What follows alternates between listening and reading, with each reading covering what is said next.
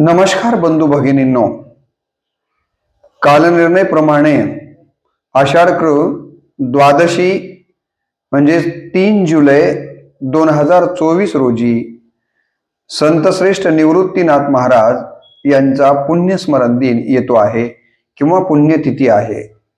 या निमित्ताने त्यांच्या चरित्राचा आढावा या व्हिडिओच्या माध्यमातून आपण पाहणार आहोत।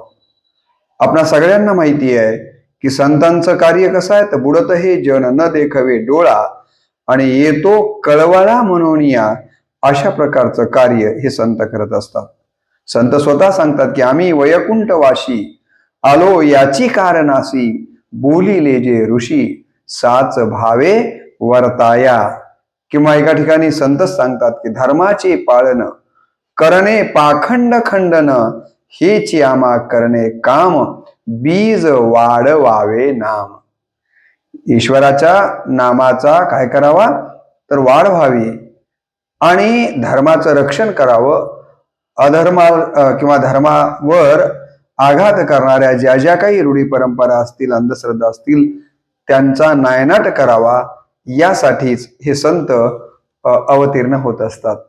एका ठिकाणी असं म्हटलंय की अर्भकाचे साठी पंते हती धरिली पाटी तैसे संत जगी क्रिया करोनी दाविती अंगी।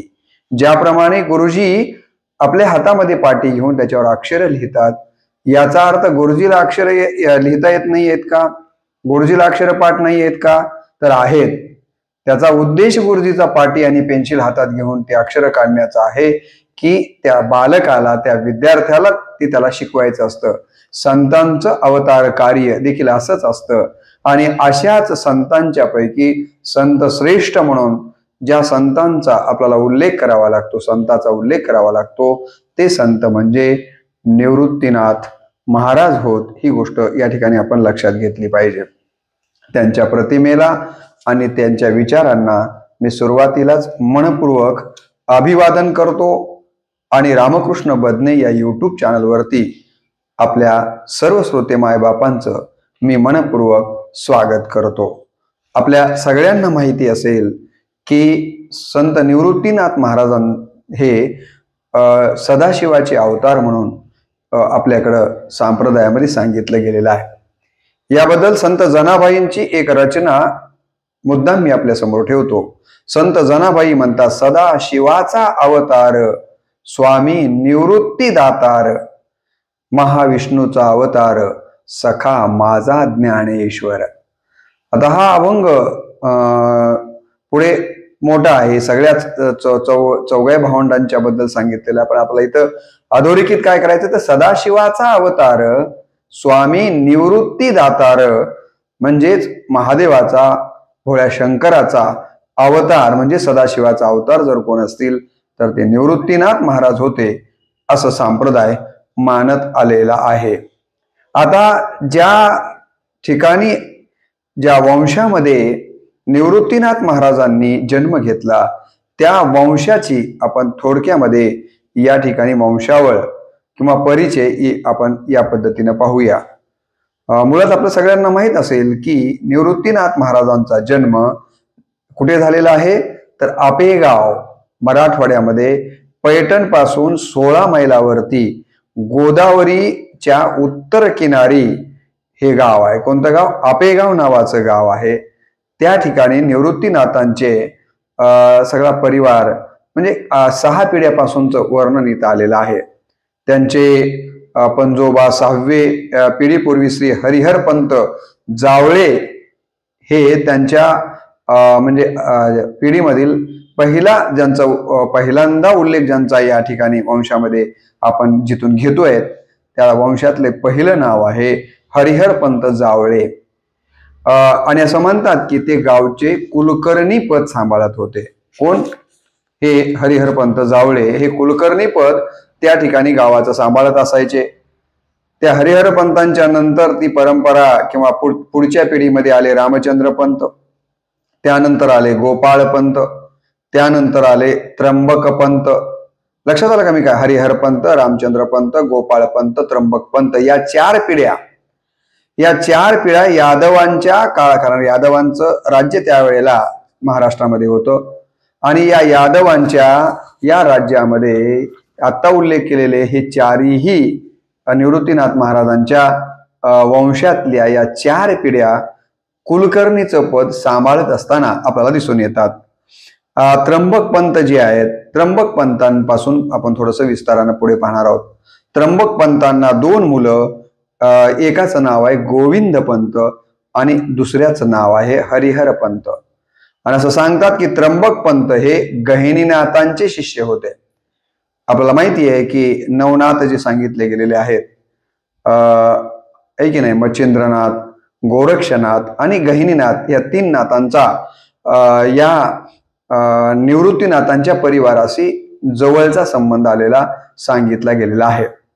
तर या ठिकाणी त्र्यंबक पंत जे आहेत निवृत्तीनाथ महाराजांच्या परिवारातील, तर ते गहिनीनाथ महाराजांचे शिष्य होते. या त्र्यंबक पंतांना 2 मुलं होती. एकाचं नाव होतं गोविंद पंत, दुसऱ्याचं नाव होतं हरिहर पंत. हरिहर पंत नावाचा हा जो दुसरा मुलगा होता तो युद्धामध्ये लढताना कामी आला आणि म्हणून या ठिकाणी हरिहर पंताचं पुन्हा काही विवाह झालेला नसल्यामुळं त्यांचा वंश पुढे वाढलेला नाहीये. मी आपल्याला सांगितलं की या कुळामध्ये पहिल्यांदा ज्यांचा उल्लेख आपण केला होता ते कुणाचा उल्लेख केला होता आपण? हरिहर पंत. एकदम प्रारंभी हरिहर पंत यांचा उल्लेख केला. हरिहर पंतांच्या नंतर रामचंद्र पंत, त्यानंतर गोपाळ पंत, त्यानंतर त्र्यंबक पंत आणि पुन्हा त्र्यंबक पंतांच्या पोटी मुलाला पहिल्या हरिहर पंताचं नाव आपल्याकडे असतं ना, पंजोबाचं आजोबाचं नाव आपण पुढच्या लेकरांना देत असतो, तसंच मूळचे जे हरिहर पंत आहेत त्यांचंच नाव या ठिकाणी त्र्यंबक पंतांनी आपल्या दुसऱ्या मुलाला दिलेलं होतं, म्हणून डबल हरिहर पंत आलेला आहे. हे आपल्याला कन्फ्यूज होऊ नये म्हणून मी मुद्दाम याचा विस्तार आपल्या समोर ठेवतोय. आणि हे हरिहर पंत जे त्र्यंबक पंतांचे चिरंजीव आहेत ते युद्धात कामी आले आणि यामुळे त्यांचं लग्न नसल्यामुळे पुढे काही वंश वाढला नाही. परंतु त्र्यंबक पंतांचा गोविंद पंत नावाचा ज्या मुलगा होता त्यांचं नीराबाई ज्या पैठणच्या माहेरवासीन आहेत, म्हणजे गोविंद पंतांचं विवाह नीराबाईशी झालेला आहे, ज्या नीराबाई पैठणच्या आहेत. आणि या नीराबाई आणि गोविंद पंत या पती पत्नींना अनेक वर्षाच्या नंतर एक अपत्य प्राप्त झालं. त्या अपत्याचं नाव आहे विठ्ठल पंत. त्यांना जे अपत्य झालं, मुलगा झाला, त्याचं नाव आहे विठ्ठल पंत, जे शके 1149 ते 1208 असा त्यांचा कार्यकाळ सांगितला जातो. कुणाचा? विठ्ठल पंतांचा. विठ्ठल पंतांच्या पत्नीचं नाव आहे रुक्मिणी, जिचं माहेर होतं आळंदी. लक्षात आलं का? विठ्ठल पंतांच्या आईचं माहेर पैठण आहे आणि या ठिकाणी रुक्मिणी, ज्या की आता विठ्ठल पंत आणि रुक्मिणीला 4 अपत्य पुढे झालेले आहेत, आपल्याला माहिती आहे, निवृत्तीनाथ, ज्ञानदेव, सोपान आणि मुक्ता, बरोबर आहे. या 4 अपत्यांचे आई वडील जे होते ते विठ्ठल पंत आणि रुक्मिणी. रुक्मिणीचं माहेर हे आळंदी आहे. आणि मग मी पुढे सांगणार होतो आपल्याला की विठ्ठल पंतांना पुढे 4 लेकरं झालेली आहेत, अपत्य झालेले आहेत. त्यातलं पहिलं अपत्य म्हणजे निवृत्तीनाथ, ज्यांचा जन्म इसवी सनाच्या दृष्टीनं बघितलं तर 1273 किंवा 1268 इसवी सनाच्या संबंधानं सांगितला जातो. आणि शके म्हटलं तर 1195 निवृत्तीनाथांचा जन्म विठ्ठल पंत आणि रुक्मिणीच्या पोटी झाला असं सांगितलं जातं. त्यानंतर 2 वर्षांनी दुसरं अपत्य विठ्ठल पंत आणि रुक्मिणींना झालं, ते म्हणजे ज्ञानदेव. त्यानंतर 2 वर्षांना तिसरं अपत्य झालं, त्यांचं नाव आहे सोपानदेव. आणि चौथं अपत्य मुलीच्या रूपानं झालं, त्यांचं नाव आहे मुक्ता. तर विठ्ठल पंत आणि रुक्मिणींना असे 4 अपत्य झालेले आपल्याला दिसून येतात. रुक्मिणी आणि विठ्ठल पंत यांचा विवाह झाल्याच्या नंतर काही काळ ते आपेगावी राहायला आलेले होते. आता थोडा पूर्व इतिहास इथं घेतलेला आहे की दोघांचा विवाह झाला, कुणाचा? विठ्ठल पंत आणि रुक्मिणीचा. काही काळ ते आपल्या मूळ आपेगावी राहायला आलेले आहेत. आई वडील असेपर्यंत ते तिथंच राहिलेले आहेत आपल्याच मूळ गावी. परंतु विठ्ठल पंतांचे आई वडील वारल्याच्या नंतर मात्र त्यांना इथं राहण्याच्या ऐवजी त्यांना असं वाटू लागलं होतं की आता आपण काय करायचं, कुठं जायचं. आणि त्यावेळेला सिद्धू पंत जे त्यांचे सासरे आळंदीला राहत होते आणि गिरजाबाई, त्या सिद्धोपंतांना आणि गिरजाबाईंना अपत्य नव्हतं. त्यांनी आपल्या जावयाला आणि मुलीला आपल्याकडे राहायला आळंदीला बोलवलं. विठ्ठलपंत आणि रुक्मिणी रुक्मिणी आपल्या आईवडिलांकडे आणि विठ्ठलपंत सासू सासऱ्यांच्याकडं म्हणजे सासरवाडीमध्ये आळंदीला राहायला गेलेले आपल्याला दिसून येतात. परंतु असं म्हणतात की विठ्ठलपंतांना सुरुवातीपासूनच नाथा संप्रदायाचा थोडासा प्रभाव असल्यामुळं काय की संन्यास घेण्याची बार इच्छा होत असायची आणि म्हणून ते सतत पत्नीला म्हणायचे की मला संन्यास घ्यावासा वाटतो, मला संन्यास घ्यावासा वाटतो. रुक्मिणी अनेक वेळेस ऐकायच्या, परंतु ऐकून न ऐकल्यासारखं उत्तर द्यायच्या नाहीत. परंतु एकदा त्या सहज बोलून गेल्या की ठीक आहे, मग घ्यायचं असेल तर बघा. आणि एवढा शब्द विठ्ठलपंतांनी पकडला आणि ते संन्यास घेण्याचा निर्णय करून या ठिकाणी आळंदी सोडून आपल्याला माहिती आहे की ते काशी क्षेत्री गेलेले आहेत, जिथं की त्यांचे श्रीपाद रामानंदांनी हे त्यांना गुरु भेटलेले आहेत. कोण? श्रीपाद रामानंद त्यांच्याकडे गेलेले आहेत आणि तिथं जाऊन त्यांनी सांगितलंय की माझं लग्न झालेलं नाही आणि मला संन्यास आश्रम स्वीकारायचा आहे. लग्न न झालेल्यांना संन्यास आश्रम द्यायला काय अडचण आहे असा विचार करून गुरुवर्य श्रीपाद रामानंदांनी विठ्ठलपंतांना संन्यास आश्रमाची दीक्षा दिलेली आहे. त्यानंतर त्या ठिकाणी संत कबीर हे देखील रामानंदांचे शिष्य आहेत. म्हणजे विठ्ठलपंत आणि कबीर हे एकाच गुरुचे शिष्य आहेत. दोघांचेही गुरु रामानंद आहेत, ही गोष्ट आपण इथं लक्षात घेतली पाहिजे. दोघं गुरुबंधू आहेत. काशी विश्वेश्वर रामानंदांच्या या ठिकाणी या पद्धतीने संन्यासाश्रम घेऊन संन्यास स्वीकारून विठ्ठलपंत राहायला लागलेले आहेत. परंतु ही गोष्ट काशी विश्वेश्वराला काही पसंत पडत नाही. काही दिवसाच्या नंतर काशी विश्वेश्वर हे रामानंदांच्या स्वप्नामध्ये जाऊन म्हणतात की रुक्मिणीला तुम्ही आळंदीला जाऊन या ठिकाणी काशीला घेऊन या, कारण पुढे मोठं काम होणार आहे. या रुक्मिणीच्या पोटी 3 देव आणि 1 मायेचा जन्म होणार आहे आणि त्यासाठी विठ्ठलपंताचं पुन्हा ग्रस्त आश्रमामध्ये जाणं अत्यंत महत्वाचं आहे आणि रामानंद तुम्ही हे काम करा. अशा प्रकारे स्वप्नात विश्वेश्वरांनी दृष्टांत दिला कुणाला? गुरु रामानंदांना. आणि मग गुरु रामानंद विचारत विचारत आळंदीला आलेले आहेत. तिथे सिद्धोपंतांची रुक्मिणीची त्यांची भेट होते आणि मग सासू सासऱ्यांना आणि रुक्मिणीला घेऊन रामानंद काशीला या ठिकाणी जिथं त्यांचा शिष्य विठ्ठलपंत राहतोय त्या ठिकाणी घेऊन येतात आणि दोघांची भेट, पती पत्नीची, सासू सासरे आणि विठ्ठलपंतांची भेट त्या ठिकाणी घातली जाते आणि रामानंद विठ्ठलपंतांना परत ग्रस्त आश्रम स्वीकारण्याचा आदेश देतात. आणि मग या ठिकाणी विठ्ठलपंत आपले सासू सासरे आणि पत्नी बरोबर पुन्हा आळंदीला येऊन ग्रस्त आश्रम स्वीकारतात.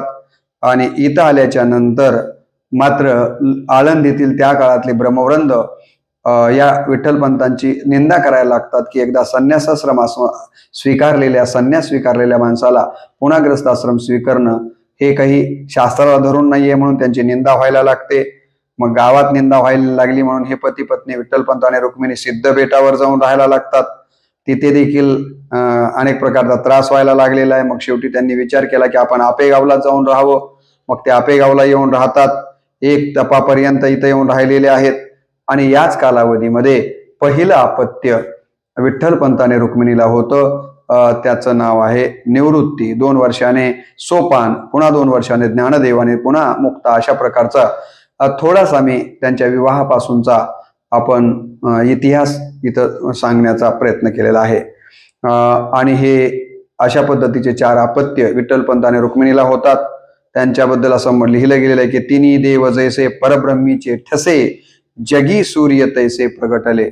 एका अर्थानं हे परब्रह्मीचे ठसे आणि सूर्यासारखेच हे 3 पुत्र या ठिकाणी तिथं जन्माला आलेले आहेत. मादी माया म्हणून मुक्ताबाईचा देखील तिथं जन्म झालेला आपल्याला दिसून येतो. म्हणून असं म्हटलं की धन्य तो निवृत्ती, धन्य तो सोपान, धन्य हा निदान ज्ञानदेव.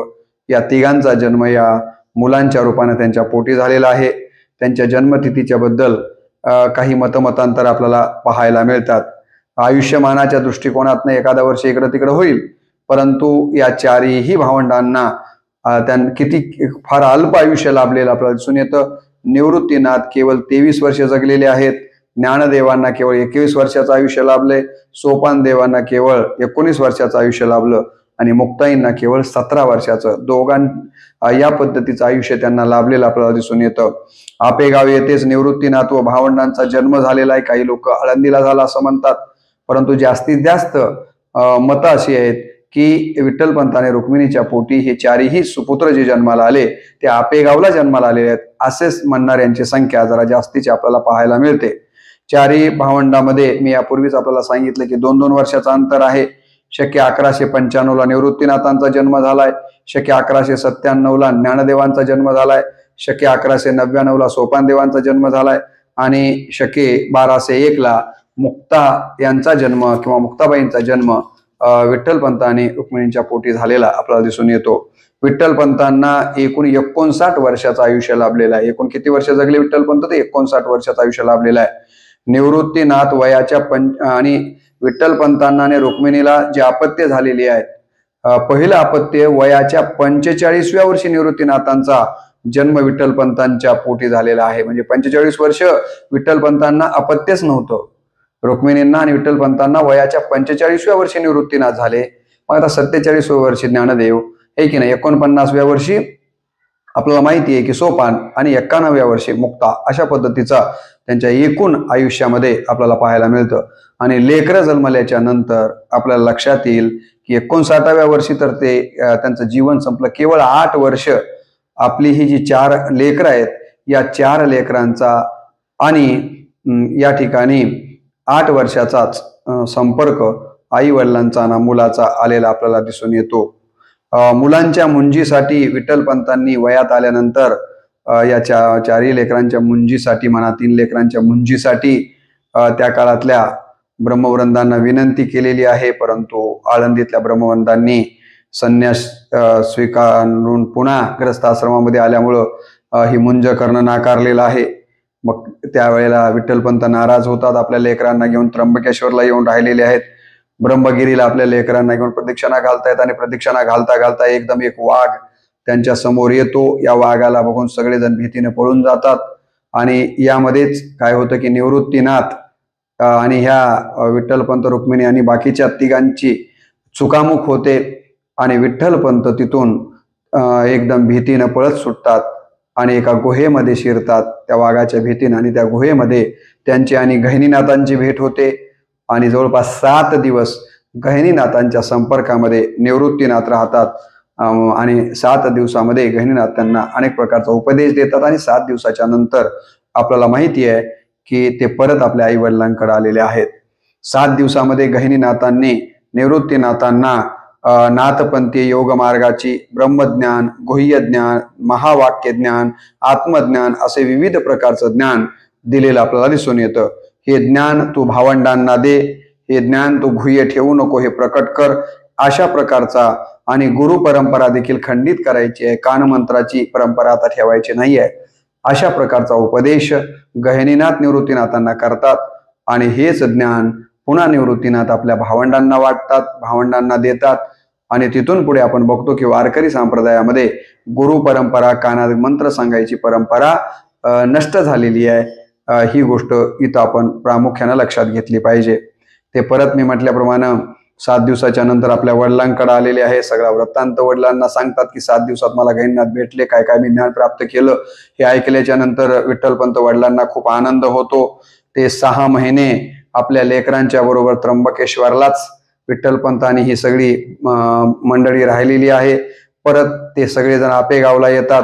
त्यानंतर विठ्ठलपंत घरामध्ये वारी पंढरीची असल्यामुळे ते पंढरीच्या वारीला गेलेले आहेत. विठ्ठलपंतांकडून मुलांच्या मुंजीसाठी पुन्हा एकदा आळंदीतल्या ब्रह्मवृंदांना विनंती केली जाते की माझ्या लेकरांची मुंज आपण करावी, कारण ते वयात आलेले आहेत. पुन्हा एकदा विनंती केल्याच्या नंतर देखील ब्रह्मवृंदांनी ती विनंती फेटाळलेली आपल्याला दिसून येते. विठ्ठलपंत म्हणतात की मला माझी चूक झालेली आहे आणि या चुकीबद्दल माझ्या लेकरांना तुम्ही कशासाठी अडवता आहात, त्यांची मुंज का करत नाही आहेत, काही जर प्रायश्चित्त असेल तर मला सांगा. आणि मग त्यांना देहांत प्रायश्चित्त सांगितलं जातं. आणि त्यानंतर हे देहांत प्रायश्चित्त घेण्यासाठी विठ्ठलपंत तयार होतात. रुक्मिणींना हे कळतं, त्या देखील तयार होतात. काही ठिकाणी असं म्हटलंय की तिथेच इंद्रायणीमध्ये रात्रीला त्यांनी देहांत प्रायश्चित्त घेतलं, जलसमाधी घेतली. काही जण म्हणतात की प्रयाग या ठिकाणी हे पती पत्नी गेलेले आहेत, रात्रीला निवृत्तीला निरोप दिलेला आहे की आम्ही चाललोय म्हणून. आणि अशा प्रकारे लेकरांना सोडून जात असताना रुक्मिणी शोक करायला लागलेली आहे की आता या एवढ्याशा लेकरांना सोडून आपण कसं जायचं म्हणून प्रयागला त्रिवेणी संगमामध्ये देहत्याग करण्याचा निर्णय करून निघालेले असताना गहिनीनाथ तितक्यात प्रकट होतात आणि रुक्मिणींना सांगतात की चिंता करू नका, लेकरांना काहीही होणार नाहीये, तुम्ही तुमचं काम करा, यांची चिंता करण्याची काही गरज नाही. गहिनीनाथाने रुक्मिणींची समजूत घातल्याच्या नंतर विठ्ठलपंताने रुक्मिणी या चारही लेकरांना तिथंच सोडतात आळंदीमध्ये आणि प्रयाग राजी जाऊन त्या ठिकाणी त्रिवेणी संगमामध्ये देहत्याग करतात असा उल्लेख त्यांच्या चरित्रामध्ये वाचायला मिळतो. काही ठिकाणी मी म्हटल्याप्रमाणे इंद्रायणीचाही उल्लेख आलेला आहे. परत या ठिकाणी आपेगावी यानंतर आई वडील गेल्याच्या नंतर ही मुलं आपेगावी येतात. तिथं गहिनीनाथ पुन्हा परत येतात. निवृत्तीनाथांना राहिलेलं जे ज्ञान आहे ते पुन्हा निवृत्तीनाथांना देतात आणि आपल्या भावंडांचा चांगला सांभाळ कर, त्यांना व्यवस्थित ज्ञान दे, अशा प्रकारचा गुह्य मंत्र देऊन गहिनीनाथ पुन्हा तिथून निघून गेलेले आहेत. पुन्हा ही सगळी चौघं भावंड पैठणला येतात. तिथल्या प्रबंधांना विनंती करतात की आमच्या आई वडिलांनी आता देहांत प्रायश्चित्त घेतलेलं आहे, इथून पुढे आम्ही कसं वागायचं, कसं राहायचं, आम्हाला काहीतरी न्याय द्यावा. परंतु आपल्याला माहित असेल की परंतु तिथले ब्रह्मवृंद त्यांचं काही विनंती मान्य करत नाही आहेत. उलट त्यांची थट्टा केली जाते. बोपदेव नावाचा प्रमुख त्या ठिकाणचा जो न्याय करणारा आहे त्याचा उल्लेख आलेला आहे. मग हे म्हणतात की रेड्या तिथं उभा टाकलाय, त्यालाही वेद म्हणायला लावा.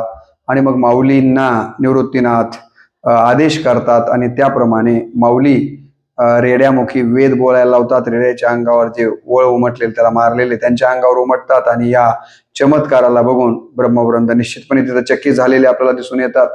देवकुळे हे जे त्यांच्या आईचं माहेर म्हणा त्या ठिकाणी हे उतरलेले होते. ह्या संन्याशाच्या पोरांना ह्या देवकुळेने आपल्या घरी ठेवले म्हणून त्यांच्या पितर जेवणाच्या स्वयंपाक केलेला असताना देखील ब्रह्मवृंद तिथं जेवायला जात नाहीयेत. देवकुळे ब्राह्मण परेशान होतात की आता स्वयंपाक तर केलाय, पितृ जेवायचे म्हणून आपण निमंत्रण दिले, पण एकही ब्रह्मवृंद येत नाही, आता कसं करायचं. त्यावेळेला निवृत्तीनाथ ज्ञानदेवांना आदेश करतात की पितरांना बोलवून घे. आणि मग पित्र बोलवले जातात आणि साक्षात पितरांना जीव घालण्याचं काम हे भावंड करत असताना आपल्याला दिसून येतात. आणि मग हे सगळं बघून निश्चितपणे ब्रह्मवृंदांच्या लक्षात येतं की हे सामान्य लेकरं नाही आहेत. आणि मग हे ब्रह्मवृंद या ठिकाणी या चारी भावंडांना निर्णय देतात. काय निर्णय देतात तर ते म्हणतात, तुम्ही विद्वान आहात, सर्व धर्मग्रंथशास्त्राचे तुमचे अध्ययन झालेले आहे, तेव्हा ईश्वराची भक्ती करा, त्याचे नामस्मरण करा, सर्व मायामय पाशांच्या पसाऱ्यापासून दूर राहा, चित्ती त्या चिदानंदास स्मरा, त्याचेच ध्यान करा, यापेक्षा वेगळ्या मार्गाने जाऊ नका, तो तुम्हास मुळीच नको आहे. संसारादी व्यापात न गुंतता, प्रजोत्पादन न करता वैराग्य वृत्तीने राहा, असा एका अर्थानं उपदेश, असा सल्ला पैठणचे ब्रह्मवृंद कुणाला देतात तर या चारी भावंडांना देतात की तुम्ही लग्न करू नका, तुम्ही प्रजोत्पादन करू नका आणि तुम्ही काय करा तर चिदानंदांची सेवा करा, अशा प्रकारचे सांगितलं गेलेलं आहे. एका अर्थानं त्यांचा द्विज संस्कार केलेलाच नाही आहे आणि अशा संस्काराविनाच मग शेवट आयुष्यभर हे चारही भावंड राहिलेले आपल्याला दिसून येतात. आणि म्हणून की काय बहुजनांच्या उद्धाराचे कळवळ त्यांच्या अंतःकरणामध्ये आलेली आपल्याला दिसून येते. तिथून ते नेवासा या ठिकाणी आलेले आहेत.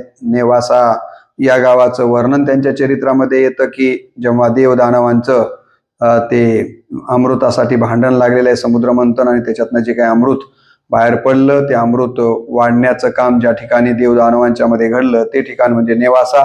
असा पौराणिक संदर्भ नेवासा या गावाला आलेला आहे.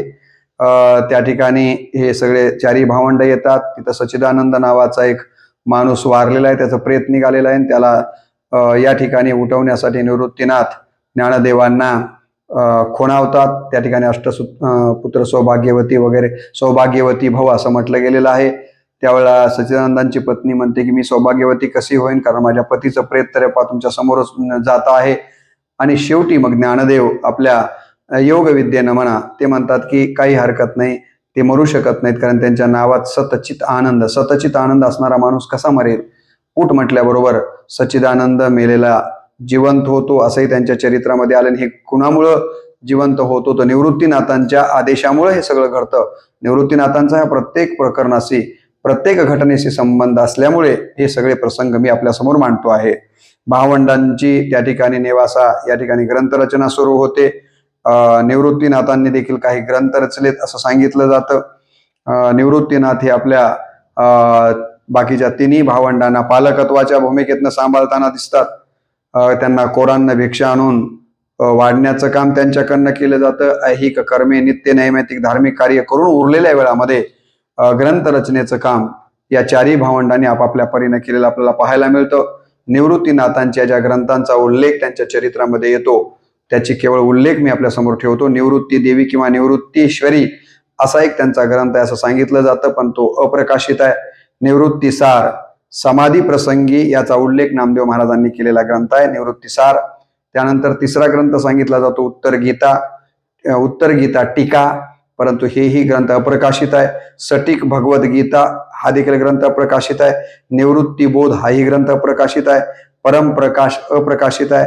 समाधी बोध नावाचा ग्रंथ अप्रकाशित आहे. अभंग गाथा मात्र प्रकाशित आहे. हे लक्षात घेतलं पाहिजे. निवृत्तीनाथांचा हरिपाठही प्रकाशित आहे.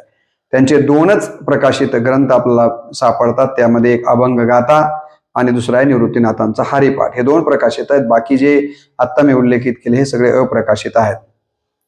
त्यांची जो अभंग गाथा आहे त्याच्यामध्ये केवळ निवृत्तीनाथांनी आपल्या आयुष्यामध्ये 374 अभंग लिहिले असं त्यांच्या चरित्रामध्ये आपल्याला वाचायला मिळतं. त्यामध्ये 374 अभंगापैकी 25 अभंग तर हरिपाठाचे आहेत आणि हरिपाठाच्या 25 अभंगाला धरून निवृत्तीनाथांनी 374 अभंगाची रचना त्यांच्या आयुष्यामध्ये केलेली आहे.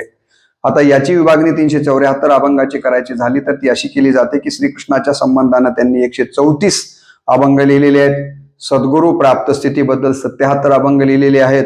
पंढरी महात्म्य वर्णन करणारे 20 अभंग लिहिलेले आहेत. नाम संकीर्तनाचे 52 अभंग लिहिलेले आहेत. संत महिमा सांगणारे 7 अभंग लिहिलेले आहेत. सर्वसामान्य जनांना आणि मुमुक्षूंना उपदेशपर 41 अभंग लिहिलेले आहेत. अद्वैत मत व्यक्त करणारे 30 अभंग लिहिलेले आहेत. काल्याचं वर्णन करणारे 13 अभंग आहेत. असे एकूण 374 अभंग निवृत्तीनाथांनी लिहिलेले या ठिकाणी सांगितले गेलेले आहेत आणि असे विषय घेऊन त्यांनी हे अभंग लिहिलेले आहेत.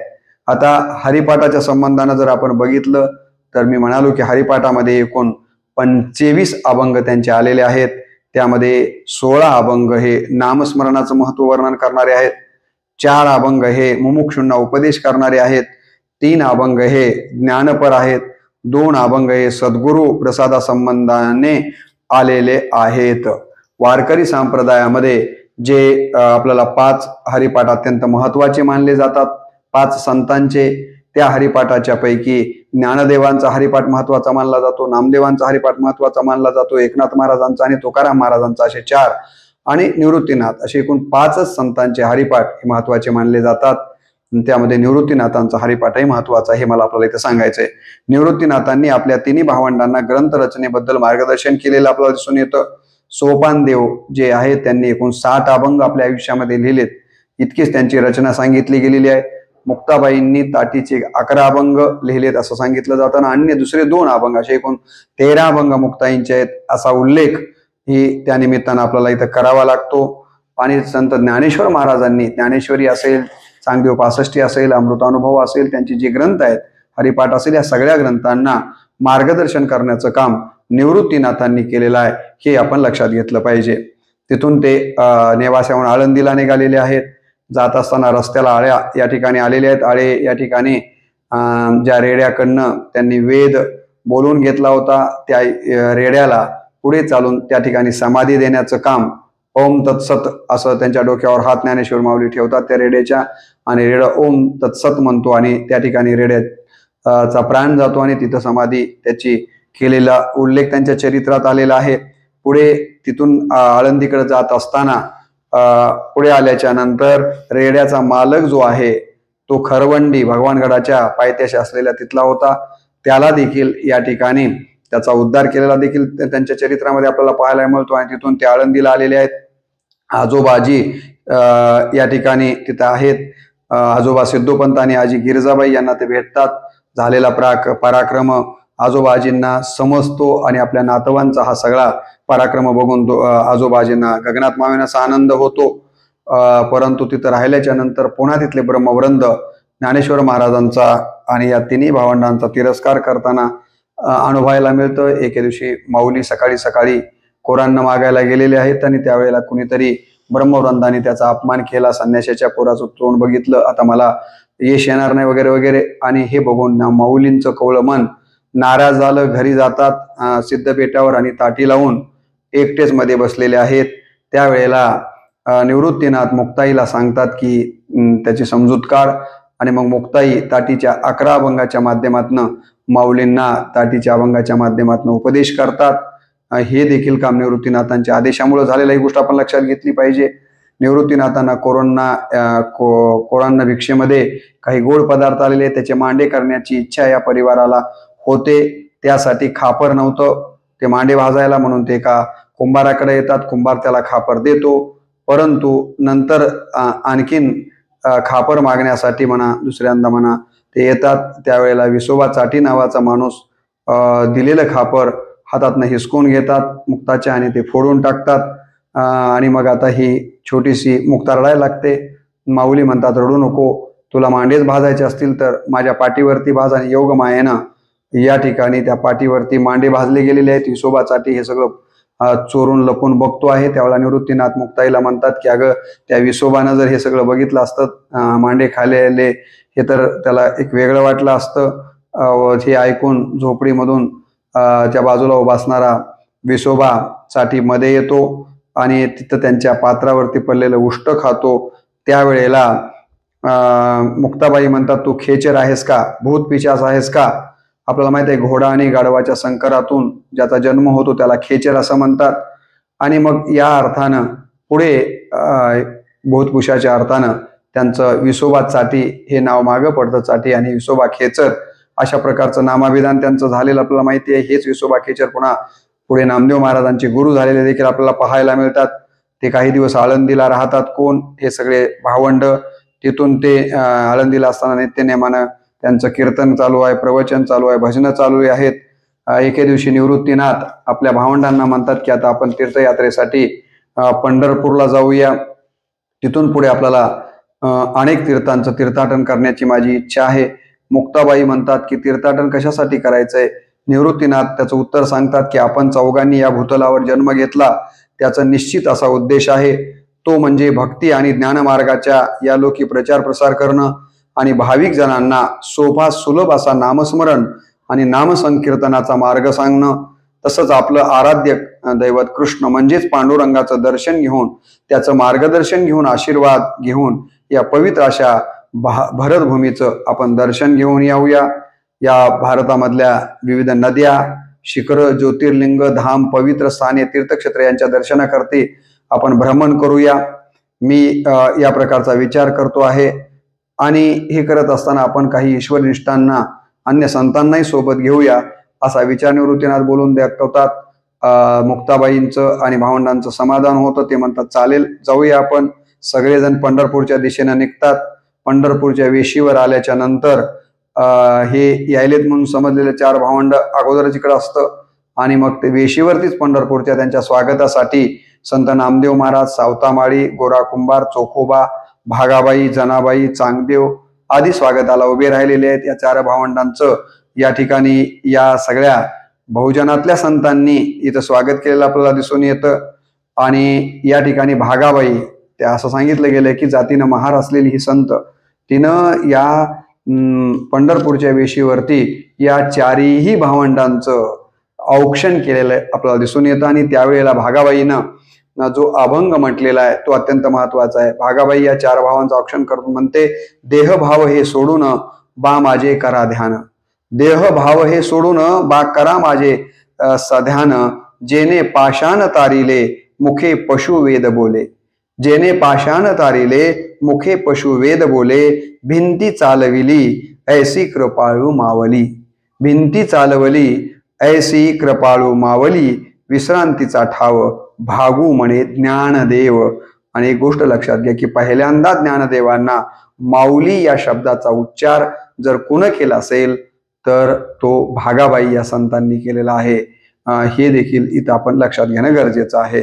ज्ञानदेव म्हणतात श्री गुरु निवृत्तीराये मार्ग दाविला सोज्वळ. माऊली देखील वेळोवेळी म्हणतात की आम्हाला आमच्या आयुष्यामध्ये मार्ग दाखवण्याचा काम जर कोण केलं असेल तर ते श्री गुरु निवृत्तीनाथांनी केलेलं आहे. आणि म्हणून हे सगळं जे घडत होतं त्यांच्या आयुष्यामध्ये या 4 भावंडांच्या, ते केवळ निवृत्तीनाथांच्यामुळं. निवृत्तीनाथांची संतासह तीर्थयात्रा उत्तर आणि पश्चिम भारतामध्ये सुरू होते. निवृत्तीनाथांनी मच्छिंद्रनाथ, गोरक्षनाथ व गहिनीनाथ यांची भेट मनकर्णिका काशी या ठिकाणी काठावर घेतलेली आहे, होणार आहे असं त्यांना आदेश होता या तिघांचा. कोणाचा? गोरक्षनाथ, गहिनीनाथ आणि मच्छिंद्रनाथांचा. त्यामुळे ते आपल्या बंधूंना म्हणतात आणि संतांना म्हणतात की आपल्याला मनकर्णिका घाटावर जायचंय आणि या तिन्ही संतांची नाथांची आपल्याला भेट घ्यायची आहे.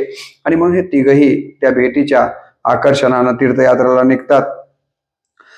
4ही भावंड सोबतच आहेत. अन्य संत नामदेवांनी सोबत घेतलेले आहेत. नामदेवांनी रस्त्यामध्ये कीर्तन करावीत, माऊलींनी प्रवचन करावं आणि बाकी संतांनी संध्याकाळच्या वेळा, रात्रीच्या वेळा भजन करावं असा नित्यनेम ठरवून मजल दर मजल करत हे अनेक तीर्थ करत काशीच्या दृष्टीने निघालेले आहेत. निघण्यापूर्वी ते पंढरीनाथांची परवानगी घेतात, आम्हाला तीर्थयात्रेला जायचंय, आणि पंढरीनाथ त्यांना जाण्याची परवानगी देतात. पहिल्यांदा ते तिथून माहूरगडावर येतात, रेणुका देवीचं दर्शन करतात, औंढा नागनाथला येतात. तिथं पुढे या ठिकाणी नामदेव महाराजांचं कीर्तन सुरू होतं, परंतु तिथले पुजारी म्हणतात की इथं कीर्तन करायचं नाहीये, जर करायचं असेल तर तिकडं बाजूला जाऊन करा. नामदेव महाराज मंदिराच्या मागे येऊन कीर्तन सुरू करतात आणि शेवटी देवाला विनंती करतात की तुझ्या पाठीमागे मी कीर्तन करतोय आणि तुझं तोंड तिकडं असं कसं चालेल. आणि मग त्या मंदिराचं तोंडच पाठीमागे फिरलं म्हणून फिरविले देऊळ जगा माझी ख्याती, नामदेवा हाती दूध प्याला असं आपण म्हणतो की नाही, त्या याप्रमाणे हे मंदिराचं तोंडच फिरलेलं आपल्याला दिसून येतं. औंढा नागनाथून ते ओंकारेश्वरला जातात हे सगळे भावंड आणि संत. तिथून महाकालेश्वरला जातात, कपिलाधार तीर्थाला जातात. या ठिकाणी अशा प्रकारची त्यांची तीर्थयात्रा सुरू आहे. तिथून ते काशी मणिकर्णिका घाटावर आलेले आहेत. तिथे श्री दत्तात्रयांची, मच्छिंद्रनाथ आणि गोरक्षनाथांची या 4ही भावंडांची आणि संतांची भेट होते. दत्तात्रयांनी या भावंडांना आशीर्वाद दिलेला आहे. काशीश्वरा विश्वेश्वर देखील सगुण रूपामध्ये या भावंडांना दर्शन देतात. काशीमध्ये संत कबीरांची भेट देखील त्या ठिकाणी या 4ही भावंडांना झाल्याचा उल्लेख आहे. मनकर्णिका घाट काशी येथे विद्वान पंडित मुद्गलाचार्य यज्ञ करीत असतात. यास भारतातून अनेक विद्वान या यज्ञासाठी आलेले आहेत. तर या ठिकाणी मुद्गलाचार्यांना वाटतं की या यज्ञाच्या अग्रपूजेचा मान कोणाला द्यावा कळत नाही, कारण सगळेच विद्वान आहेत, एकाला द्यावं तर दुसऱ्याला अपमान वाटेल. त्यावेळेला असं सांगितलं जातं की हत्ती ला सजवलं जातं आणि सांगितलं जातं हत्तीन वातीला मादी हत्तीन तिला सजवलं जातं आणि तिच्या सोंडेमध्ये एक पुष्पमाळा दिली जाते आणि इथं उपस्थित असणाऱ्या ज्यांच्या गळ्यामध्ये ही हत्तीन पुष्पमाळा टाकील त्याला आपण अग्रपूजेचा मान देऊया असं ठरतं. हत्तीने ज्या सोंडीमध्ये माळ दिली जाते फुलाची आणि तिथं सगळ्या विद्वानांच्या मध्ये हत्तीन येते आणि एकदम ते निवृत्तीनाथांच्या गळ्यामध्ये माळ टाकते आणि अग्रपूजेचा मान निवृत्तीनाथांना द्यायचं ठरतं. परंतु तिथले ब्रह्मवृंद विद्वान ही गोष्ट सुरुवातीला मुद्गलाचार्यांना करू देत नाही, ते विरोध करतात आणि ते म्हणतात की आम्हाला यांची विद्वत्ता काही मान्य नाहीये. विश्वेश्वराला जर प्रकट होऊन यज्ञातील आविर्भाव खाल्ल्यास या निवृत्तीनाथानं सांगितलं तर आम्ही हे करू देऊ, अशा पद्धतीची आट टाकतात. परंतु मुद्गलाचार्य ते काही ऐकत नाहीयेत. शेवटी अग्रपूजा निवृत्तीनाथांची त्या ठिकाणी केली जाते. नंतर श्री पाद रामानंदांचं दर्शन या ठिकाणी हे भावंड आणि संत घेतात. तिथे 7 दिवस राहिलेले आहेत. तिथून ते प्रयागाकडे गेलेले आहेत. प्रयागावर आपल्या आई वडिलांनी देहत्याग केलेला असल्यामुळं तिथं जाण्याची उत्सुकता या 4ही भावंडांच्या मनामध्ये आहेत. तिथंच समाधी जलसमाधी आपल्या आई वडिलांनी घेतल्यामुळं ते तिथे येतात. तिथून ते दिल्लीला गेलेले आहेत, मथुरा गोकुळाचं दर्शन केलेलं आहे, हस्तिनापूरला आलेले आहेत, इंद्रप्रस्थला आलेले आहेत. असं करत करत ते पंढरपूरला परत येतात. आषाढी वारी पंढरपूरची करतात. तिथेच पंढरपूरमध्ये चातुर्मास पर्यंत राहतात. त्यानंतर दक्षिणेकडल्या तीर्थक्षेत्रांसाठी तीर्थयात्रेसाठी हे सगळी भावंड आणि संत मंडळी जातात. जाताना विजापूरला सेना नावी व दादू पिंजारी यांची भेट घेतली जाते. तिथून अनेक प्रकारचे तीर्थक्षेत्र करून कार्तिकीला ही सगळी संत मंडळी पंढरपूरला येतात. या ठिकाणी या तीर्थयात्रा झाल्यामुळं मावंद्याचा कार्यक्रम केला जातो. या मावंद्याच्या कार्यक्रमाला देवही उपस्थित आहेत, रुक्मिणी उपस्थित आहेत. देव सगळ्या संतांच्या मध्ये बसून सगळ्यांना या मावंद्याचं जेवण स्वतःच्या हाताने खाऊ घालतात. रुक्मिणी सगळ्यांना वाढते आहे असं चित्रणही त्यांच्या चरित्रामध्ये आलेलं आपल्याला दिसून येतं. एकूण 2 वर्ष 7 महिने निवृत्तीनाथांच्या नेतृत्वाखाली हे 3 भावंड बाकीचे आणि ह्या सगळ्या संतांनी तीर्थक्षेत्रेचं या ठिकाणी भ्रमण केलेलं उल्लेख त्यांच्या चरित्रामध्ये आपल्याला वाचायला मिळतो. आळंदीला येऊन ते कार्तिक वारीस पंढरपूरला देखील पुन्हा जातात. ज्ञानदेवांना पंढरीनाथाकडे समाधीची इच्छा व्यक्त करतात. माऊली, आता आमचं कार्य संपलेलं आहे, आता आम्हाला समाधी घ्यायला परवानगी द्या असं माऊली पंढरीनाथांना विनंती करतात, निवृत्तीनाथांना विनंती करतात. आणि निवृत्तीनाथांनी पंढरीच्या पांडुरंगाच्या आदेशानं या ठिकाणी ज्ञानदेवांना आळंदी या ठिकाणी समाधी दिली जाते. नंतर लगेच सोपानदेव म्हणतात मलाही समाधी घ्यायची आहे, त्यांना सासवड या ठिकाणी समाधी दिली जाते 2 वर्षाने. त्याच्या पुढे 2 वर्षामध्ये पुणे तांबे या ठिकाणी तिसरे जे बंधू म्हणजे त्या ठिकाणी जे मुक्ताबाईचे शिष्य आहेत चांगदेव हेही समाधी घेऊ इच्छितात.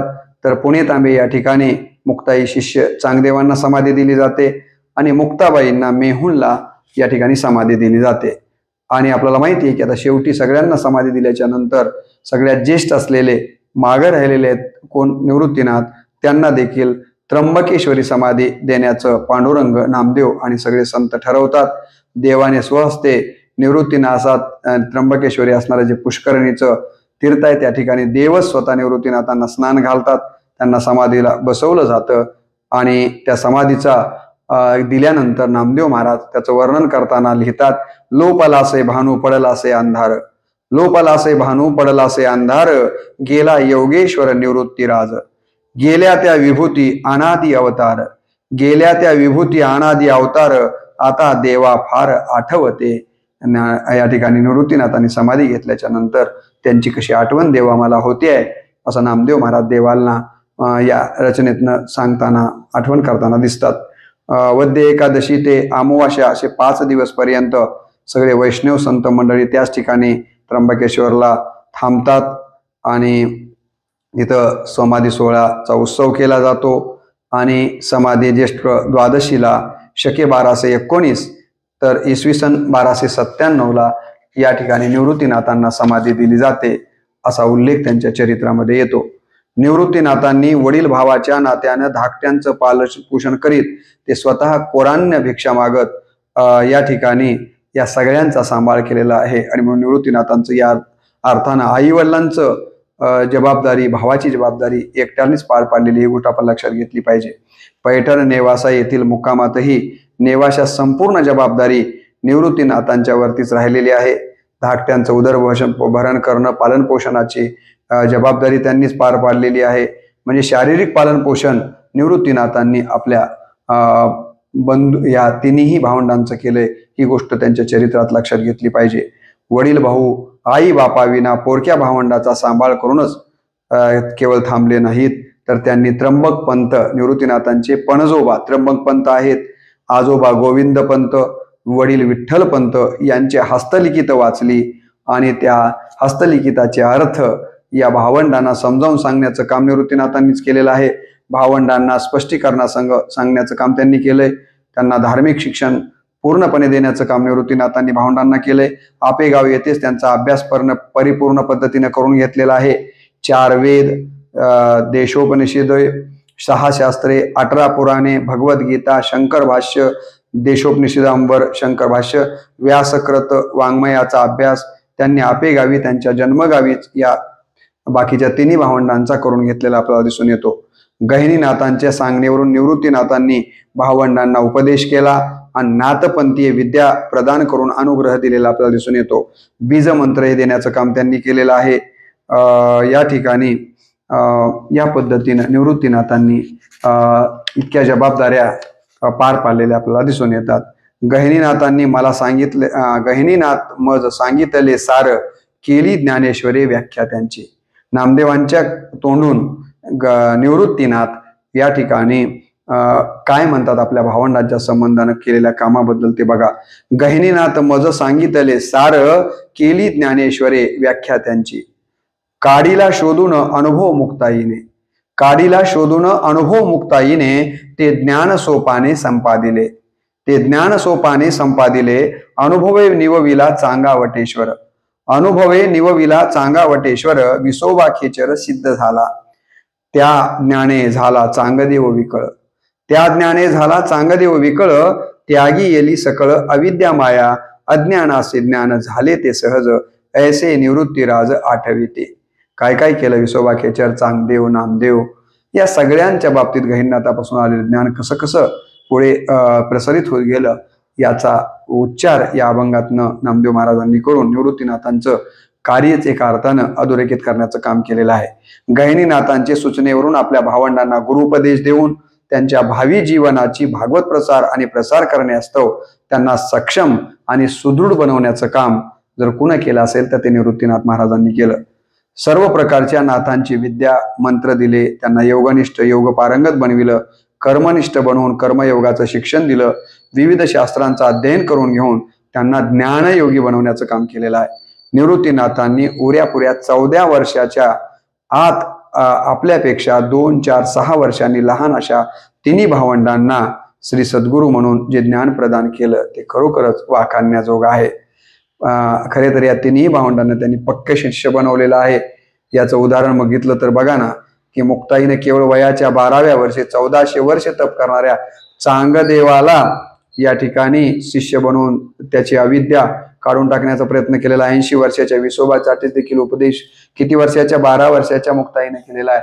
आणि या 12 वर्षाच्या मुक्ताईला असं बनवण्याचं काम ज्या निवृत्तीनाथांनी केलं ते निवृत्तीनाथ किती श्रेष्ठ असतील याचा विचार आपण केला पाहिजे असं मला वाटतं.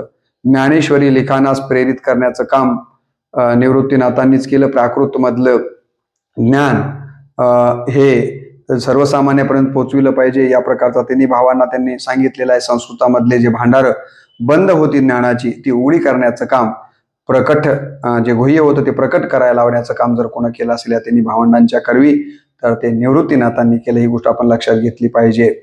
ज्ञानेश्वरीचं लेखन करत असताना ज्ञानेश्वरजी लिहिता लिहिता जर विषयांतर करत असतील तर त्यांना विषयांतरापासून मूळ विषयापर्यंत घेऊन जाण्याचं काम निवृत्तीनाथांनी केलेलं आहे. कधी कधी माऊली श्रीकृष्णाचं प्रेम किंवा सद्गुरूच्या प्रेमाचं वर्णन करता करता विषय सोडून बाजूला दृष्टांत देत वेळ घालवत असायचे. त्यावेळेला मूळ विषयावर आणण्याचं काम जर कोणा केलं असेल माऊलींना तर ते निवृत्तीनाथांनी केलंय. आणि यासाठी निवृत्तीनाथ किती श्रेष्ठ आहे ती गोष्ट आपण लक्षात घेतली पाहिजे. स्वानुभव लिहा. आता ही गीता वरचं भाष्य तुम्ही संस्कृतातलं प्राकृत आणलं चांगली गोष्ट आहे असं निवृत्तीनाथांच्या आदेशानुसार ज्ञानेश्वरांनी भावार्थदीपिका लिहिली. पुढे ते म्हणाले की आता स्वानुभवावरती एखादा ग्रंथ लिहा. आणि निवृत्तीनाथांच्या आदेशाप्रमाणेच ज्ञानेश्वर माऊलीने अमृतानुभव हा ग्रंथ लिहिलेला आहे. चांगदेवाला उपदेश करण्यासाठी काहीतरी लिहा म्हटल्यानंतर चांगदेव 65 हा ग्रंथ देखील निवृत्तीनाथांच्या आदेशाप्रमाणेच या ठिकाणी ज्ञानेश्वर माऊलींनी लिहिला आपल्याला दिसून येतो. आणि म्हणून महाराष्ट्रातील भक्ती मार्गाचा पाया आपण ज्ञानदेवांनी रचला असं म्हणतो. परंतु त्यांच्या उक्ती आणि कृती मागे सर्वस्वी प्रेरणा जर कोणाची असेल तर ती निवृत्तीनाथांची होती. आणि प्रेरणा ही अत्यंत महत्वाची असते ही गोष्ट. आणि म्हणून वारकरी संप्रदायाचा पाया रचण्यामध्ये ज्ञानदेवांच्या पेक्षाही एक काकण अधिकचं योगदान हे निवृत्तीनाथांचं ही गोष्ट आपण लक्षात घेतली पाहिजे. ज्ञान आपल्याला माहित असेल की नाथ संप्रदायामध्ये ईश्वर भक्तीपेक्षा गुरुभक्तीला महत्व दिलं जातं आणि ते इथं पाळलेलं आपल्याला पाहायला मिळतं. भक्ती मार्गामध्ये सामाजिक समता आपण बघितलं की पंढरीच्या वेशीवरती त्यांच्या स्वागताला एकही ब्रह्मवृंद आलेला नाहीये. सावता माळी आहे, गोरा कुंभार आहे, है की नाही. त्या ठिकाणी तुम्ही बघता की चोका महार आहे. अशा वेगवेगळ्या प्रकार नामा शिंपी आहे. तर अशा पद्धतीने विविध जाती धर्मातल्या विविध जातीतल्या लोकांना एकत्र करून एका अर्थानं सामाजिक समता निर्माण करण्याचं काम निवृत्तीनाथ महाराजांनी केलेल्या भक्ती मार्गामध्ये. आध्यात्मिक लोकशाहीचा प्रणेता म्हणून जर उल्लेख करायचा झाला तर आपल्याला निवृत्तीनाथांचा करता येतो. एवढं मोठं त्यांनी काम केलेलं आहे. संस्कृतातलं ज्ञान प्राकृतामध्ये आणून गलित गात्र लोकांना प्रोत्साहन देण्याचं काम निवृत्तीनाथ महाराजांनी केलेलं आहे. हरिपाठामध्ये स्पष्टच उल्लेख केला ज्ञानेश्वर माऊलींनी की म्हटले ना की निवृत्तीने दिदले माझे हाती असा उल्लेख त्यांच्या रचनांच्या मध्ये येतो. किंवा ज्ञानदेवा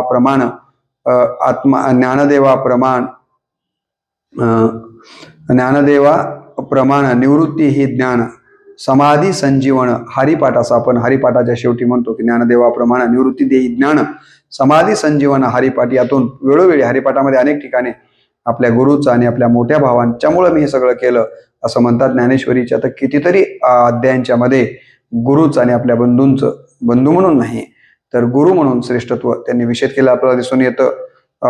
तीन केवळ निवृत्तीनाथाने आपल्या आयुष्यामध्ये 3च शिष्य केले, तेही तिन्ही भावंड त्यांचे शिष्य राहिले.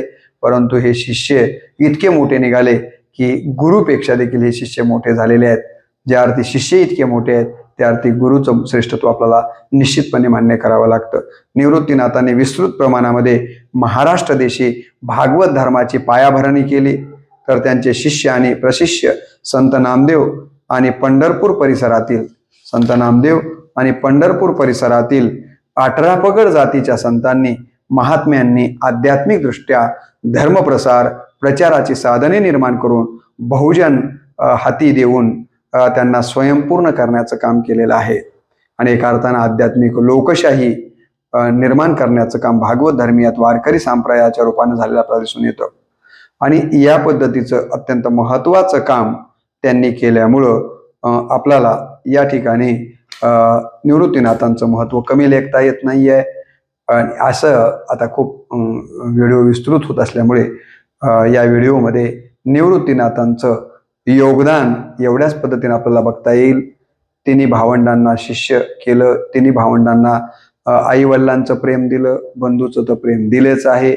सर्व संतांना एकत्रित करून संप्रदायाची किंवा भागवत धर्माची पताका देशभर फडकविण्याचं काम निवृत्तीनाथांनी केलेलं आपल्याला दिसून येतं. सामाजिक समता, आध्यात्मिक लोकशाहीचा प्रणेता म्हणून त्यांनी केलेलं काम अत्यंत महत्त्वाचं आहे. आपल्या बंधू करवी प्राकृतात बंदिस्त असलेलं ज्ञान, बहुजनांसाठी बंदिस्त असलेलं ज्ञान उघड करण्याचं काम निवृत्तीनाथांनी केलेलं आहे.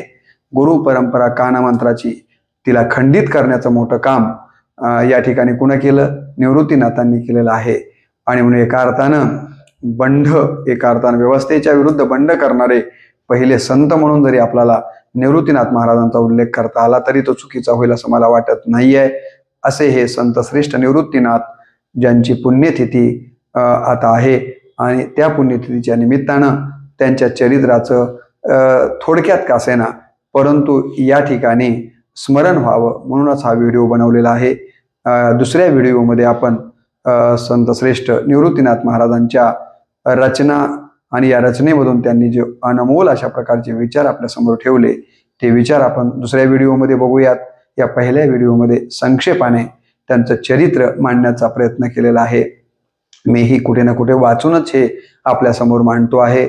मांडताना काही चुका झाल्या असतील तर त्या ग्रंथामध्ये जसं आलंय तसं मी आपल्या समोर मांडलंय, तर त्याबद्दलची क्षमा आपण मला करावी. बोलिलेले कुरे वेडे वाकुडे उत्तरे करा क्षमा अपराध महाराज तुम्ही सिद्ध या नाही. याप्रमाणे आपण बालक बोले बोबडे बोली का वाकुडा विचुका पाऊली ते चोज करून घे माऊली रिजे जेवी या नाही. याप्रमाणे आपलाच एक बालक बोबड्या भाषेमध्ये काहीतरी मांडण्याचा प्रयत्न करतोय. या दृष्टीने आपण या बोलण्याकडे पाहावं अशा प्रकारची आपल्याला विनंती करतो. आणि संतश्रेष्ठ निवृत्तीनाथ महाराजांच्या पुण्यस्मरण दिनाच्या निमित्ताने त्यांचं हे चरित्र आपण श्रवण करून महत्पुण्य आपल्या पदरात पाडून घ्यावं.